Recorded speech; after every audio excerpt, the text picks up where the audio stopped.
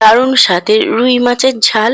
তো এইভাবে কিন্তু খুব সহজেই ঘরোয়া উপকরণ দিয়ে ঝটপট বানিয়ে নিতে পারো। তো এর জন্য প্রথমে রুই মাছগুলোকে লবণ হলুদ মাখিয়ে 10 থেকে 15 মিনিট মতো রেখে দিয়েছি। তারপর এগুলোকে কড়াইতে সর্ষের তেল গরম করে লালচে করে ভেজে তুলে নিয়েছি। একই কড়াইয়ের মধ্যে দিয়ে দিলাম জিরে, তেজপাতা, শুকনো লঙ্কা ফোড়ন, দিয়ে দিলাম পেঁয়াজ ফোড়ন আর টমেটো ভালোভাবে মজিয়ে নেব। তারপরে দিয়ে দিলাম রসুন বাটা আর দিয়ে দিলাম জিরে, ধনে, গোলমরিচ, শুকনো লঙ্কা ও আদার পেস্ট। ভালোভাবে মশলাকে কষিয়ে নিয়েছি। দিয়ে দিলাম পরিমাণ মতো জল, স্বাদ মতো লবণ, হলুদ গুঁড়ো আর দিয়ে দিলাম 4টে কাঁচা লঙ্কা।